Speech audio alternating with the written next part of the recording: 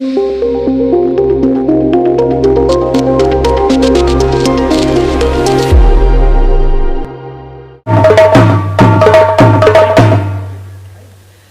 शिवराय. इंद्रायणी साहित्य परिषद आयोजित हे दुसरं इंद्रायणी साहित्य संमेलन आहे. यासाठी उपस्थित असणारे सर्वच मान्यवर आणि ज्यांनी आग्रहानं खरं तर या कार्यक्रमासाठी मला बोलावलं ते माझे मार्गदर्शक स्नेही अरुणजी बुराडे, आमचे स्वागताध्यक्ष आमचे स्नेही गणेश भाऊ सस्ते, दीक्षित सर, सर्वच मान्यवर. मी आपणा दोघांची सर्वात आधी दिलगिरी व्यक्त करतो, कारण एक कलाकार असल्यामुळे राजकीय नेत्यासाठी जर कार्यक्रम थांबावा लागला तर काय चिडचिड होते याची मला कल्पना आहे. साहित्य संमेलनात आल्यानंतर तरी माणसांनी खरं बोलावं, कारण आजकाल खरं बोलण्यापेक्षा बरं बोलण्याला जास्त प्राधान्य दिलं जातं. आणि हे होत असताना ही जी साहित्याची मांदियाळी आहे आणि ही जी गरज आहे, विशेषतः समाज एका आभासी विश्वाकडे जात असताना, एका व्हर्च्युअल वर्ल्ड मध्ये सगळे अडकून पडलेले असताना, जर सकस साहित्य निर्मिती झाली तर कसदार समाज तयार होऊ शकतो. आणि त्यामुळे या साहित्याच्या निर्मिकांसाठी, त्यांच्या विचार मंथनासाठी या पद्धतीचं संमेलन होतं. आणि स्वर्गीय यशवंतराव चव्हाण साहेबांच्या विषयीचे सगळे लेख आणि अग्रलेखांचं जे प्रदर्शन करण्याचं भाग्य खरं तर अरुणराव बोराडे यांनी मला दिलं. आणि पत्रकार बांधव असतील, पण हे प्रदर्शन आपण आवर्जून बघा. हे प्रदर्शन आपण आवर्जून बघताना एका ठिकाणी लेख नाही आरसा लावलाय.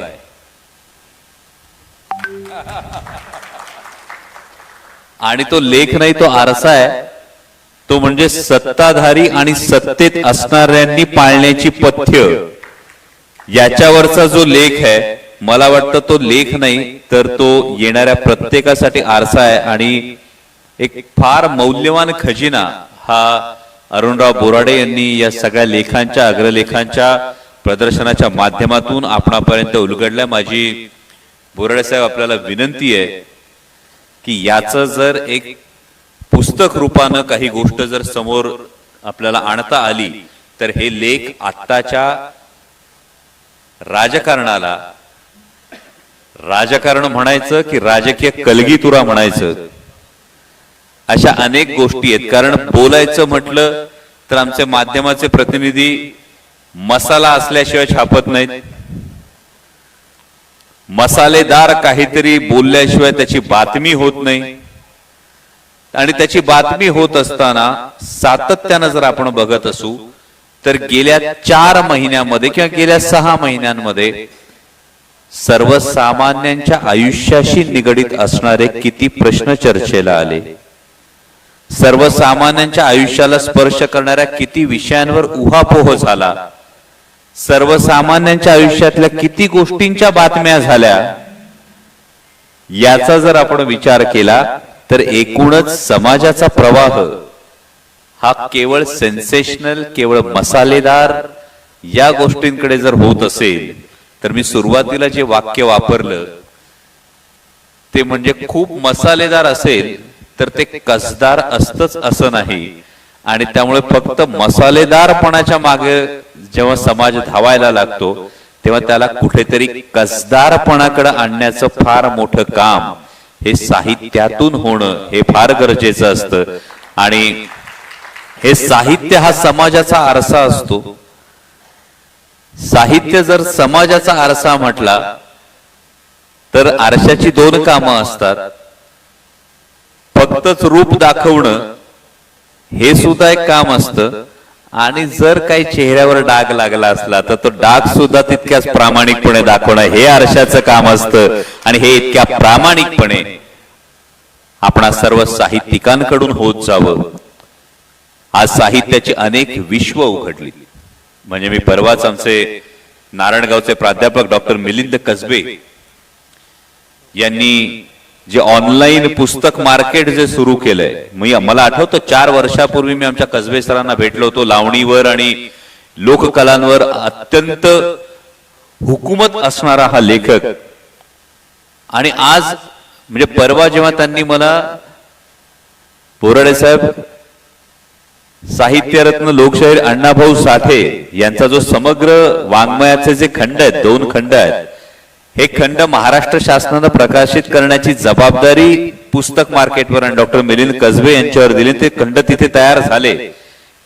ही अभिमानाची गोष्ट मुद्दाम तुमच्याशी शेअर अशासाठी करतोय की केवळ पिंपरी चिंचवड परिसरातले साहित्यिक जरी असले तरी इथं जुन्नर असेल, आंबेगाव असेल, या सगळ्या भागातून येणारे लोक आहेत. खानदेशातून आलेली फार मोठ्या प्रमाणावरची माणसं आहेत, मराठवाड्यातून आलेली फार मोठ्या प्रमाणावरची माणसं आहेत, सांगली, कोल्हापूर, साताराची फार मोठ्या प्रमाणावरची माणसं आहेत. आणि त्यामुळे इंद्रायणी साहित्य संमेलनाला एक विशेष महत्व मला अशासाठी वाटतं की जेव्हा आपापल्या भागातून तळहातावरची जी रेषा असते, नशिबाची जी रेषा असते ना, भाग्यरेषा, ती ज्योतिषाकडे न दाखवता ती स्वतःच्या हातात घेऊन भाग्य काढण्यासाठी स्वर्गीय यशवंतराव चव्हाण साहेबांनी जी उद्यम नगरी वसवली, जी पवार साहेबांच्या नेतृत्वाखाली जी आणखी बहरली, ती हाताची भाग्यरेषा शोधण्यासाठी महाराष्ट्राच्या कानाकोपऱ्यातून माणूस इथं येतो.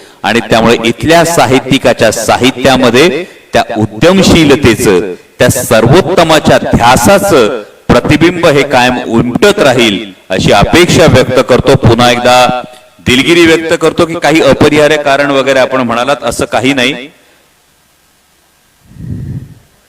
मी आधीच म्हटलं खरं बोललो पाहिजे.